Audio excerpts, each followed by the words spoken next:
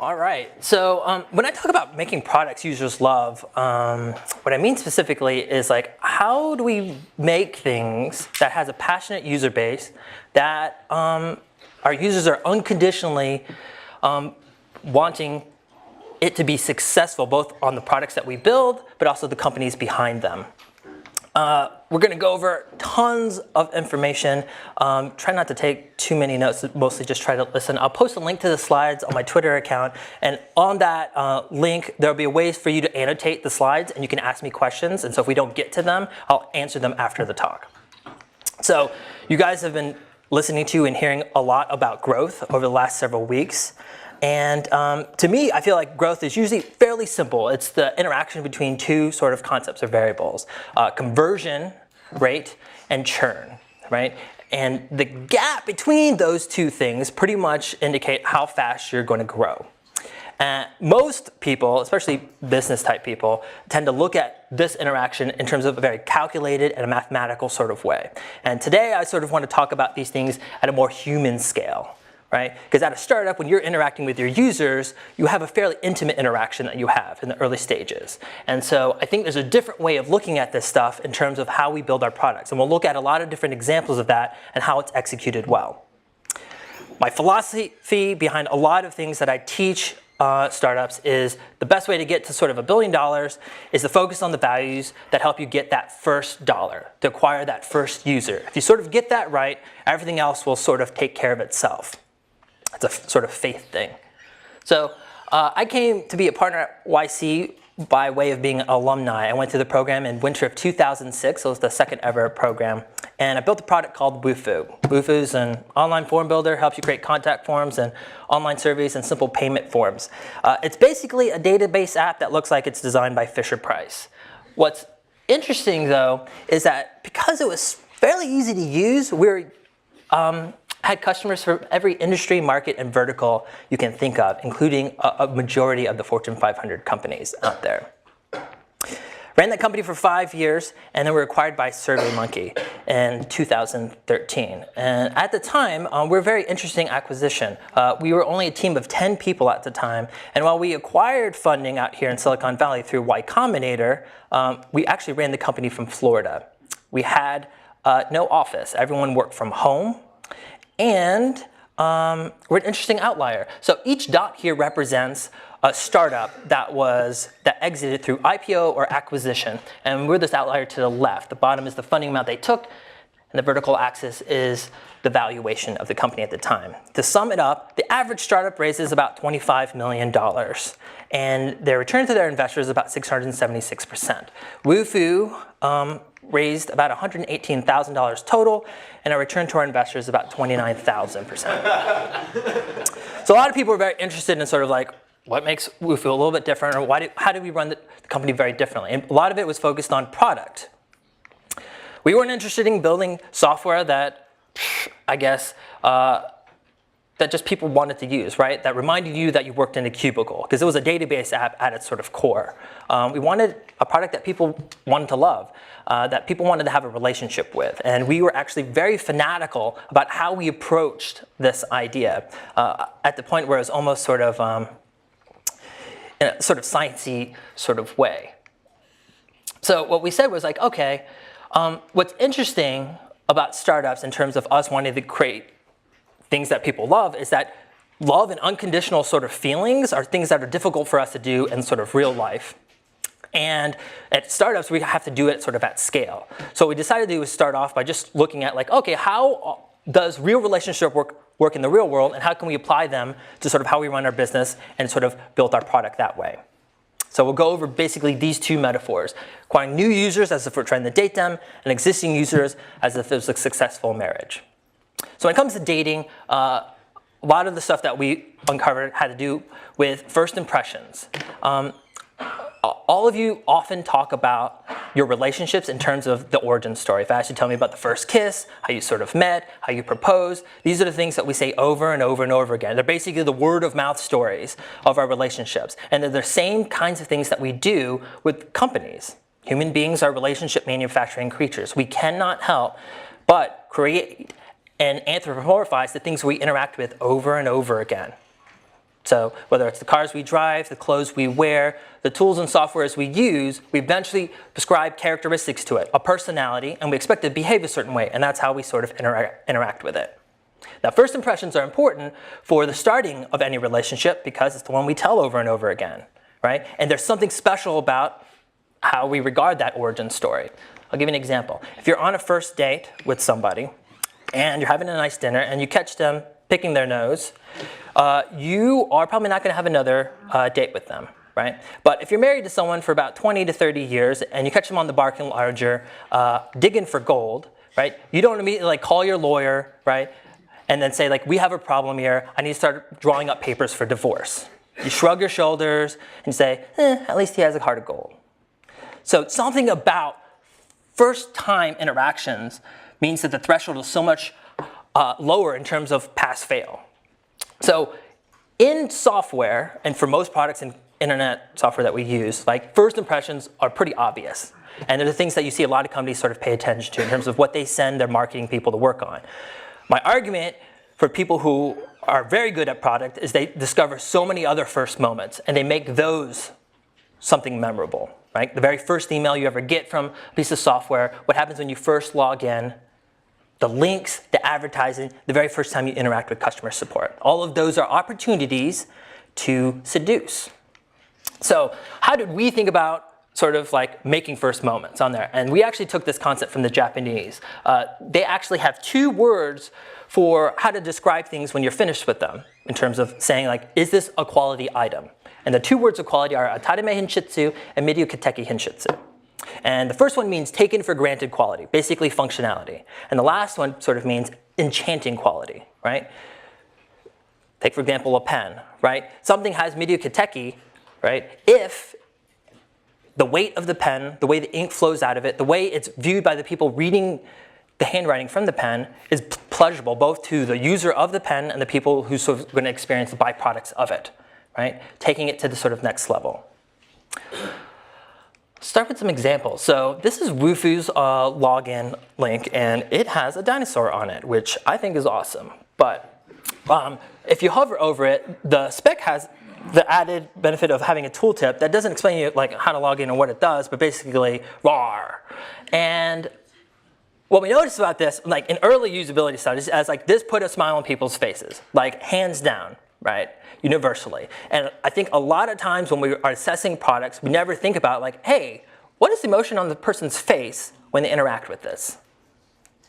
This is Vimeo's login page. This is actually a couple iterations ago. It's the one I find to be the most beautiful. But it lets you know that when you're starting out on this journey with Vimeo, that this is going to be something different. They do this all over the app. If you search for the word fart, as you scroll up and down, it makes fart noises as you do this, right? There's something different. Like this site interacts with you. It's a little bit magical. It's a little bit different. And it's something that you want to talk about. You don't have to always do it with design. This is the sign-up form for Cork, which used to be a social network for people who love to drink wine. On it, it says, email address, it's also your sign-in and it has to be legit. First name, what your mom calls you. Last name, what your army buddies call you. Password, something you remember but hard to guess. Password confirmation, type it again, think of it as a test. It's literally a poem as you fill out the form, right? And this is the kind of like thing where you're like, oh, I like the people behind this. I'm going to enjoy this experience. Now, what does it say when you fill out a form like this, right, on Yahoo, about what the personality of this site is going to be? And what's disappointing to me is like Yahoo forces every product and service under them to use this exact same login form. Flickr, I thought, had one of the best sort of call to actions. It was, get in there, right? This is Heroku's sign-up page. I think this is an older version. But what's remarkable about it is that what you start getting a feel for is like, oh, scaling up my sort of server and back-end services is as easy as just sort of dragging up and down different sort of knobs and levers. It's going to be beautifully used and it looks fairly easy to scale. Since we're in a room full of computer science people, I think you'll appreciate this. This is Chocolat. This is a code editor.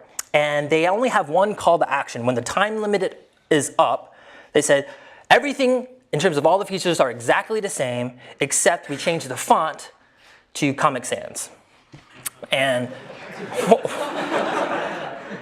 what they're basically saying is like, hey, we know who our users are, who our real customers are, and they're going to be the people who care about this.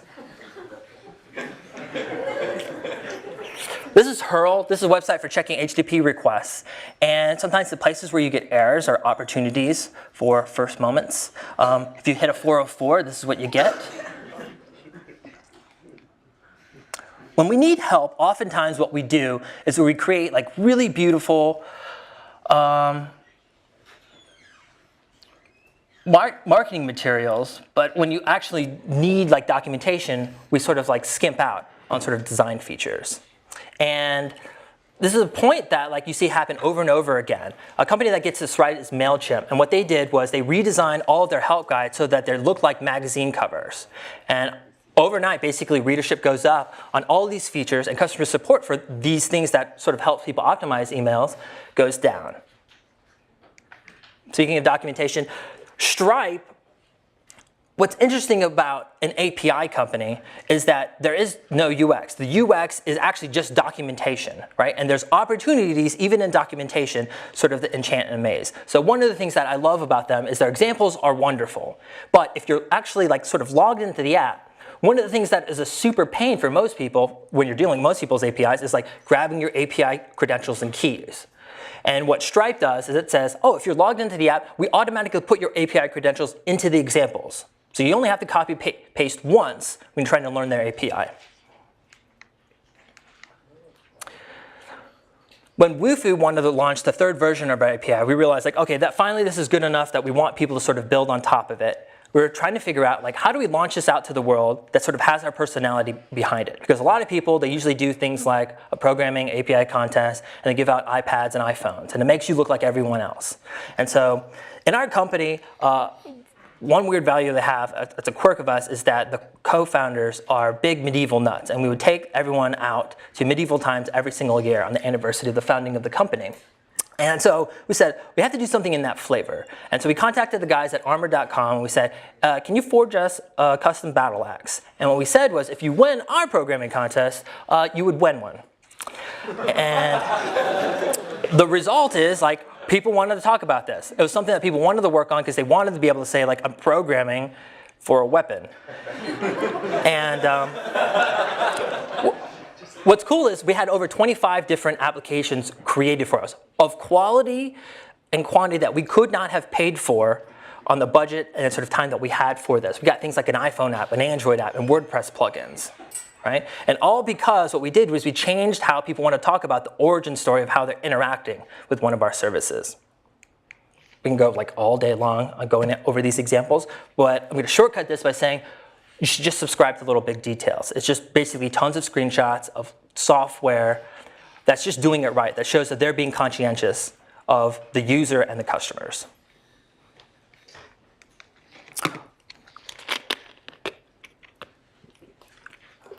When it comes to long-term relationships or marriages, the only research that we ended up having to read is the stuff that was done by John Gottman.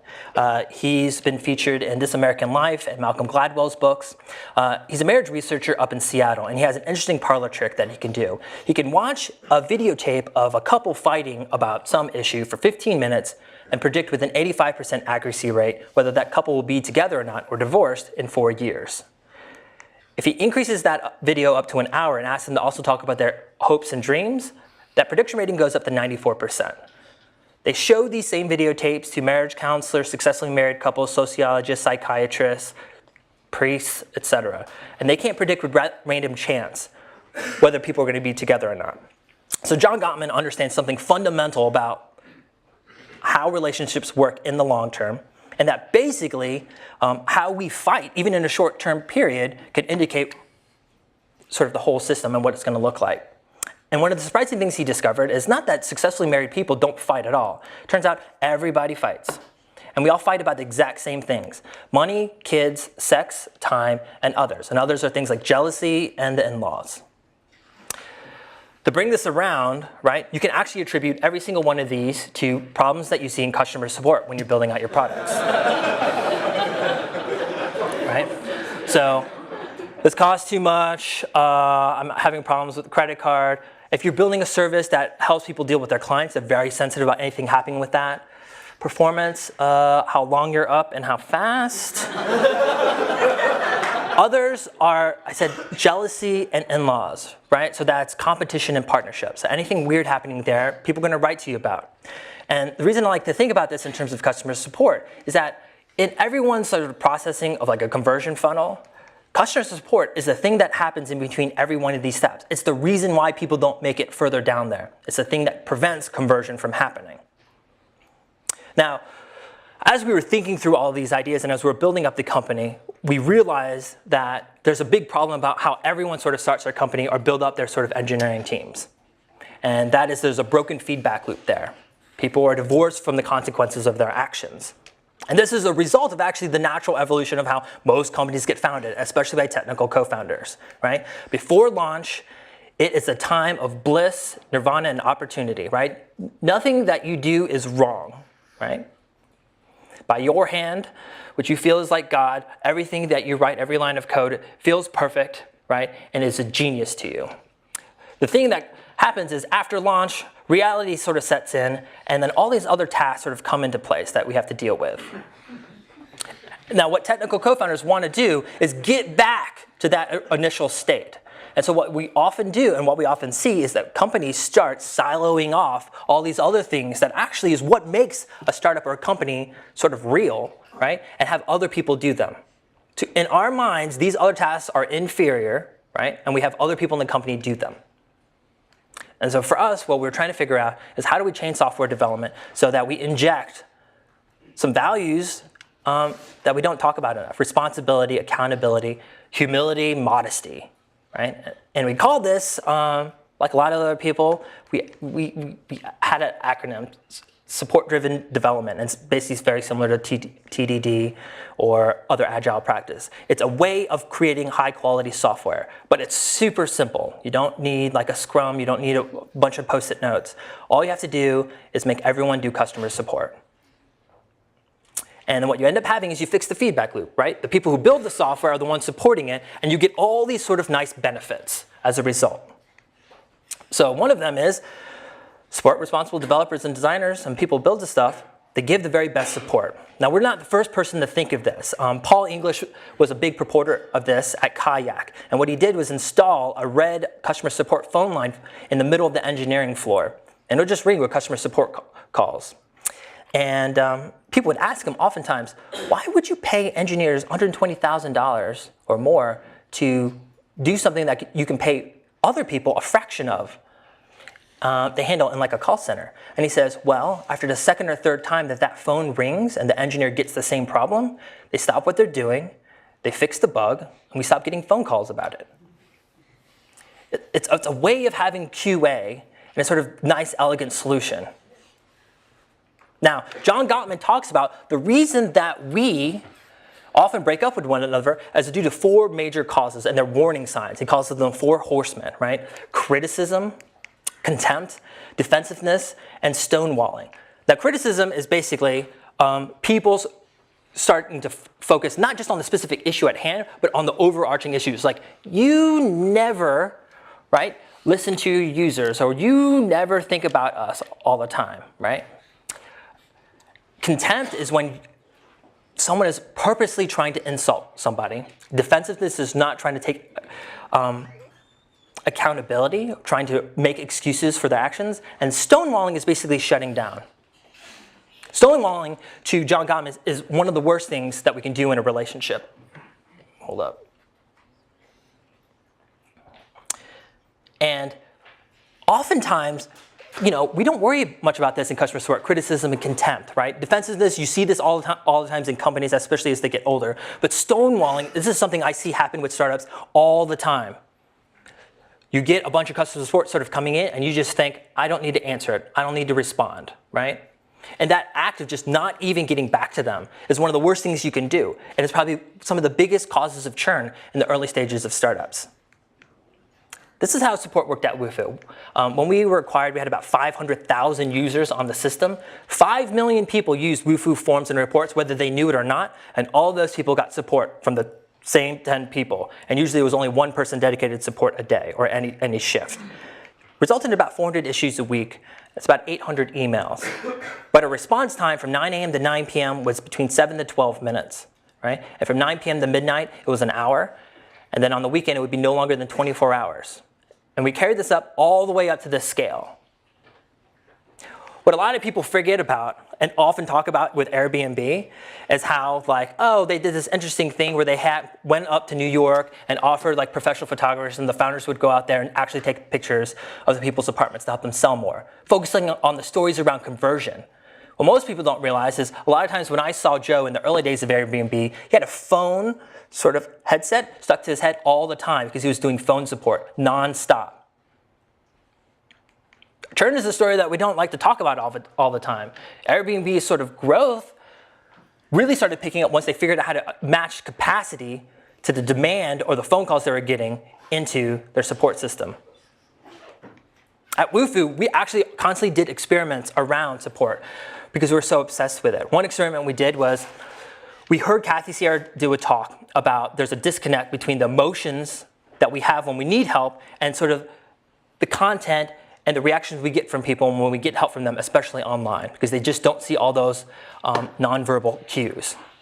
So she said, unless there's face recognition on the web, we're just always going to be disconnected from our users. Our feeling was like, well, we're not face recognition experts, but I think there's another way of getting empathy. So as form builders, we added a drop down. And what we said was like, hey, what's your emotional state? And our hypothesis was that no one was going to fill this out. We basically thought, oh, okay, you know what? This is going to be pretty a lame experiment, but we'll see how it sort of goes. And it turned out the emotional state drop-down field was filled out 75.8% of the time. The browser type drop-down field, just in comparison, was filled out 78.1% of the time. Right? So people were basically telling us, for my technical support issue, how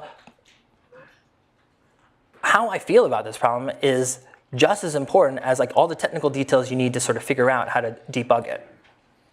Now, we didn't prioritize things or triage things by emotion, right? And for the most part, people didn't game the system. One of the interesting byproducts of it was that we noticed that people started being nicer to us in the customer support. It was something sort of subconscious. We just were thinking like, wow, our users are so much better now. What's going on? And we went back and looked at the data and we did some text analysis. And what we realized is that, oh, when it comes to only communicating with people over written words like email, there's only 3 ways that you show strong emotions, right? Exclamation marks, curse words, and all caps. And sure enough, on all 3 of those metrics, they've gone down in sort of the way people were talking to us in the customer support. Once people had a simple outlet for their emotions, right, people would be a lot more rational, and it made our jobs a lot more pleasant as a result. The other byproduct that is awesome is that you actually build better software when you do this. Far better software. This is actually backed up by tons of research. Jared Spool at User Interface Engineering, which is sort of the big players in this space, says like there's a direct correlation to how much time we spend directly exposed to users and how good our designs sort of get. He says it has to come in a specific way. It has to be direct exposure, right? It can't be something where someone generates a report or through a graph. You have to be interacting with them somewhat real time. It has to be a minimum of every 6 weeks, and it has to be for at least 2 hours. Otherwise, your software will get worse over time. Our developers, our people who are on Wufoo, we're getting exposed to our users 4 to 8 hours every single week. And what it does is it changes the way you sort of build software. Jared Spool has another way of talking about how we build products, right? And let's imagine that this represents all the knowledge needed to sort of use your app on a spectrum, right? This is like no knowledge, right? And this is all the knowledge needed, right? And these 2 lines are pretty much your interaction with users, what you're trying to get them to. This is currently where their knowledge point is, and this is the target knowledge point that you're trying to get them to understand and use your app. The gap between those is called the knowledge gap, Jared Spool calls. And what's interesting about this is there's only 2 ways, right, to sort of fix this. That gap represents how intuitive your app is, right? You either get the user to increase their knowledge, or you decrease the amount of knowledge that's needed to use your application. And oftentimes, as engineers and people who build and work on products, we think, let's add new features. And new features only means let's increase the knowledge gap. So for us, we actually focus a lot on the other sort of direction. And so what that meant is we spent a lot of time, 30% of our engineering time was spent on internal tools to help with our customer support stuff. But oftentimes, it was spent helping people help themselves. Things like frequently asked questions, tool tips, things like if you just click the help link, right? Instead of taking you to the generic help sort of documentation page, you go to the specific page where you're looking at that's going to be most sort of appropriate for what you're working on. We redesigned our documentation over and over again, A/B tested it constantly. One iteration of our documentation reduced customer support by 30% overnight. It's one of those things where like overnight, all the people that work on the product immediately had 30% less work to do. Now what happens if you have everyone work on customer support constantly and thinking about it in terms of a remarkable way? Well, I talked a lot about in the very beginning, growth is a function of conversion and churn. This is Wufoo's growth curve for the first 5 years, right? What's interesting is we paid no money on advertising, on marketing. All of it was done by word of mouth growth, right? And the interaction between like new users and downgrades are this. It's so slight what it takes, that gap, making that sort of work. And what a lot of people keep forgetting is that there's almost no difference between an increase in conversion rate, 1% increase, and a 1% decrease in churn. They do exactly the same thing to your growth. However, the latter is actually much easier to do. It's much cheaper to do in your apps. And a lot of times we neglect this to way far along, right? And we usually have our B team works on these sort of products and services. This is actually not the graph that we track most of the time at Wufoo. It's not even the one I'm proud of. This is the one I'm proud of. Because even though we had this sort of nice, awesome curve of growth, this is what allowed us to scale. Keep the company small, have an awesome culture. And that required doing a lot of these things to help people sort of do what they need.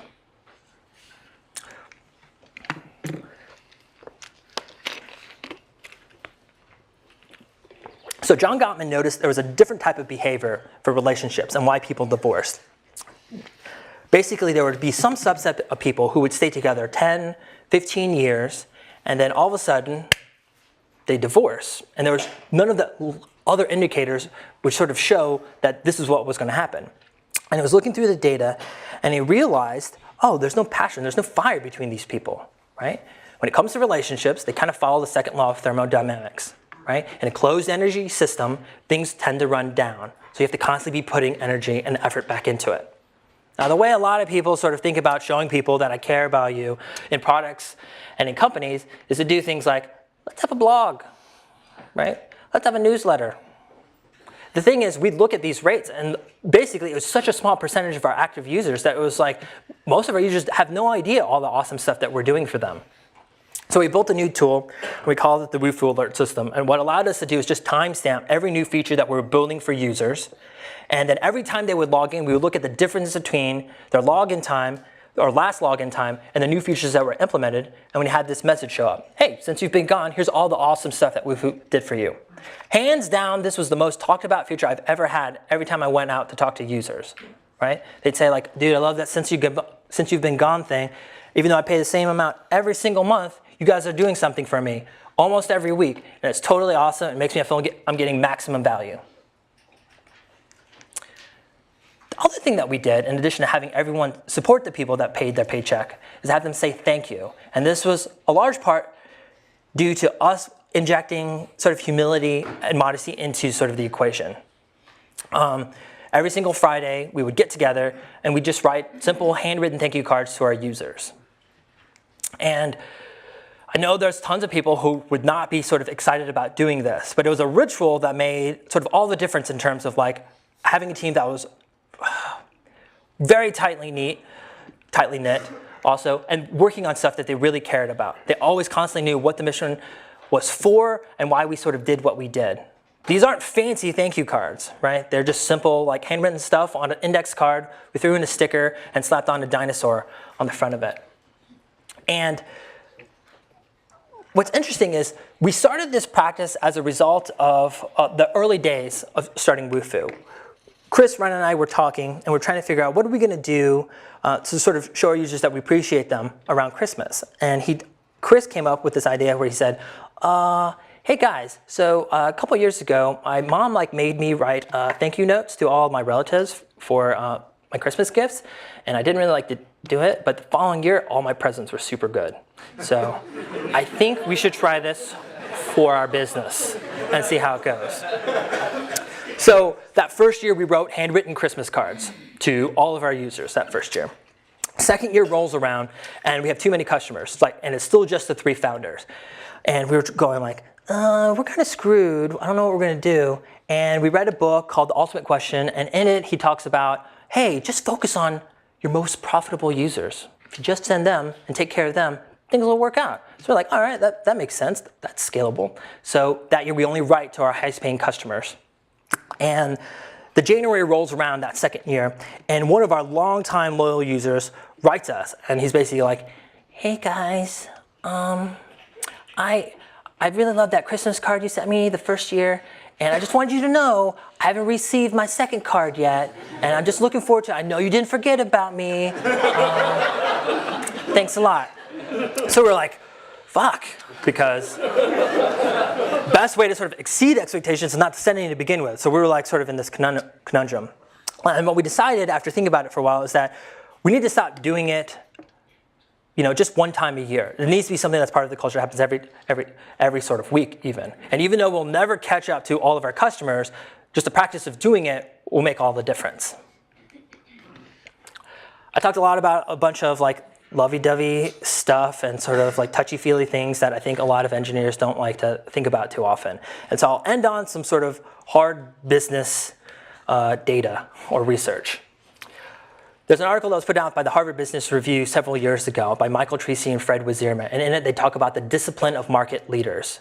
They say there's only 3 ways that you achieve market dominance, and depending on how you want to achieve that market dominance, you have to organize your company in a very specific way. Best price, best product, and best overall solution. If you want to be the best price out there, you focus on logistics, so Walmart and Amazon. If you want to be the best product out there, you focus on R&D. Apple's usually a quintessential example of that. Best overall solution, it's about being customer intimate. And this is the path that you see followed by luxury brands and hospitality industry. What I love about this path towards market dominance is that the third one is the only one that everyone can do at any stage of their company. Requires almost no money to get started with. Usually just requires a little bit of humility and some manners. And as a result, you can achieve the success as any other people in sort of your market. That's all I got. Thank you very much.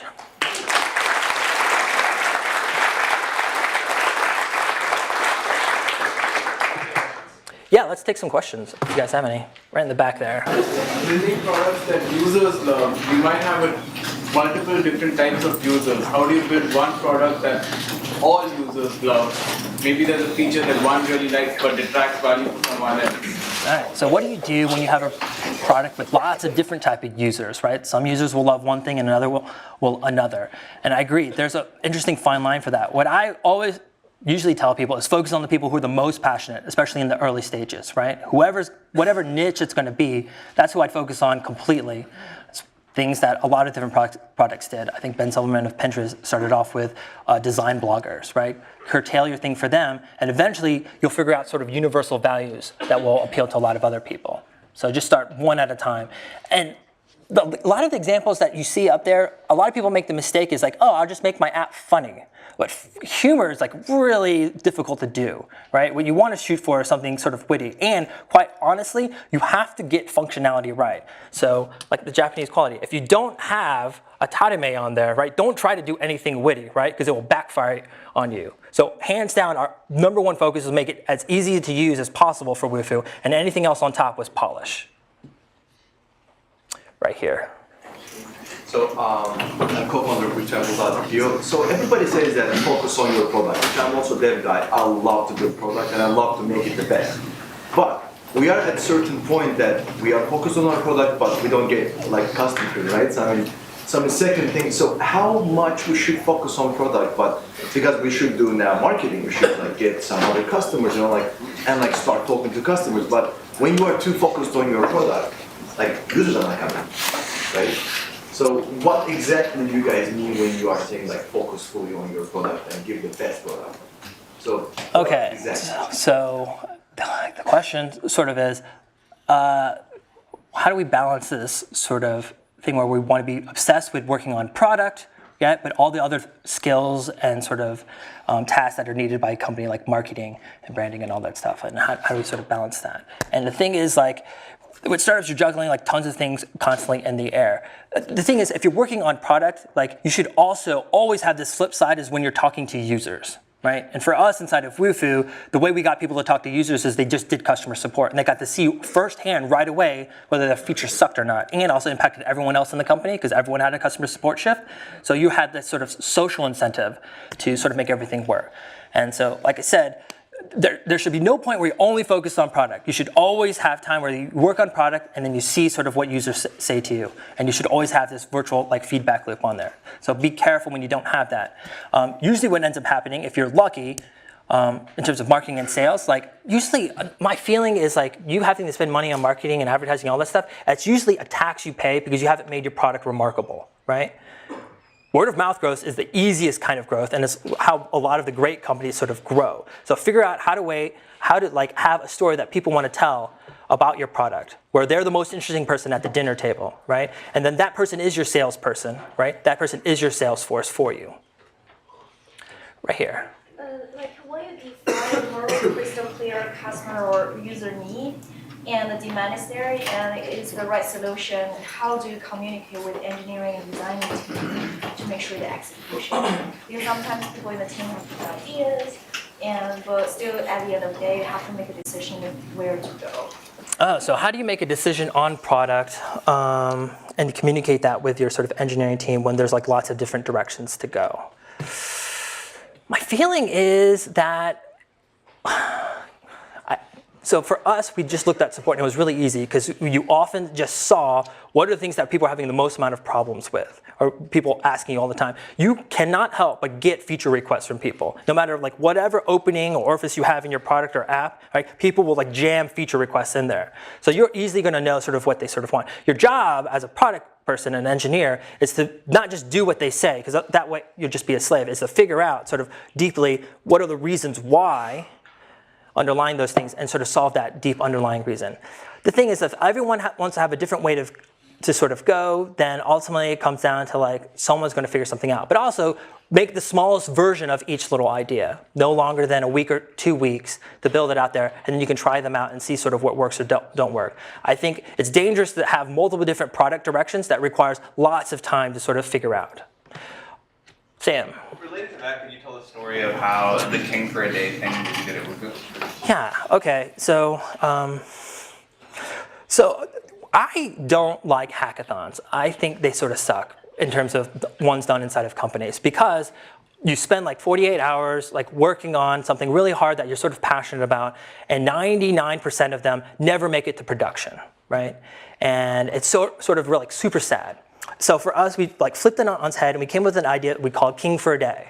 And it actually worked over the weekend. But how it worked is someone randomly in the company got drawn, and they got to be the king. And the king got to tell everyone else what to do on the product. So everything that was bothering them about Wufoo, about the customer support stuff, or some feature they really wanted to have built, they got the engineering resources, the marketing resources, advertising resources of everyone inside of the company to make it sort of happen. And of course, we'd work with them to figure out like what can be actually done in 48 hours. But we would do this 1 to 2 times a year, and it was like a huge hit, and it was a boost to morale, because what people most love is like working on things where it's like, oh, I made a difference to the app, right? And so for us, that's one way that we would like sort of divide time for like product direction. It's like sometimes the people that work for you, they have a strong opinion about where it should go, and it's a good way to sort of democratize it a little bit by rotating it around. Yes? You said you guys all work from home. It usually seems like a nightmare. You didn't have an office. How did you make that work? Okay, so we all work from home. So I will tell you this, we all still work within the Tampa Bay area. We would allow anybody to work from anywhere, but usually as we tried to recruit them, they sort of meet our team, and they just decide, okay, we just want to come and move here anyway. Remote working is especially tricky. A lot of people like to romanticize it, especially people who are like employees. But the thing is, an office gives you a lot of sort of benefits, right, and efficiencies that you now have to compensate for when you have remote working. But remote working also have these other sort of efficiencies in place. For example, I don't have to worry about my employees losing 2 hours of their day to commuting, for instance. So the biggest thing that we had to do for remote working is to respect people's time. And so the way we had it set up is we actually had a 4.5-day work week at Wufoo. Half day on Friday was for all the meetings and stuff. We said like no biz dev meetings, no talking with other outside parties. They all have to be done on Friday on that half day. They couldn't be done in the middle of the week. And then also 1 day of everyone was already dedicated to customer support. So everyone in our company effectively only had 3 days each week to actually build or work on whatever they were doing. But I actually firmly believe that if you have 3 solid days, right, 8 to 10 hours, where you're only working on what you need to build, you can get a ton of shit done. And so what we said was, you have to respect everyone's time during that 3-day period, if they're in that 3-day period. And what we came up with is a 15-minute rule. And the way it worked is, you can have a discussion, like a chat or a phone call or whatever with someone, but it could go no longer than 15 minutes. So if you have some complicated issue that you couldn't figure out, we'd say, at 15 minutes, you are to immediately table that item, right? And have us discuss it on Friday, and you move on to the next item on your list, right? To enhance productivity.